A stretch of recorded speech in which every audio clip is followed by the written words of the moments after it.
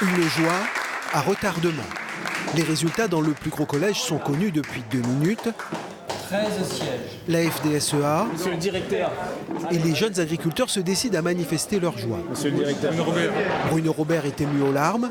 Frédéric Vienne, lui, semble délivré. Les agriculteurs ont choisi de mettre la FDSEA comme syndicat majoritaire à La Réunion. Voilà ce qu'il faut retenir ce soir.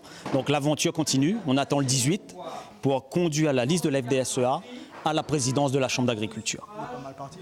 Très bien parti. Donc 13 sièges, nous basés sur 12, on en a 13, même 14 avec le collège syndical, donc ça devrait bien se passer. Au terme d'une journée de dépouillement, pour la première fois, la FDSEA et les JA remportent le collège des exploitants. 12 ans de travail pour parvenir à ce résultat. Dans 6 ans, nous étions à 1000 voix d'écart de la CGPA, nous étions à 36%. Et c'est quand même une belle progression, donc voilà, on a de quoi être ému.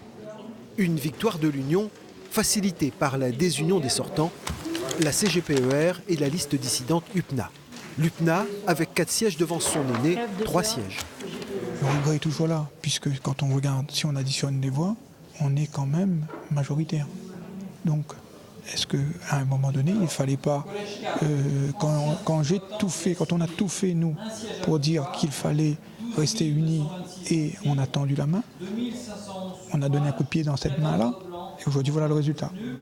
La victoire envolée, la CGPER a discrètement déserté les lieux. Les 2 autres listes, la coordination rurale et le mouvement des paysans réunionnais, n'ont pas obtenu de siège. Tant qu'on n'aura le vote par correspondance, mais sera condamné à faire 2 à 3%. Mais moi, ce n'est pas personnel, il ne dérange pas moi, mais surtout inquiet pour l'ensemble des agriculteurs. Il manque 3 sièges à la FDSEA et aux jeunes agriculteurs pour accéder à la présidence le 18 février. Une formalité pour une victoire bien plus simple qu'en 2001.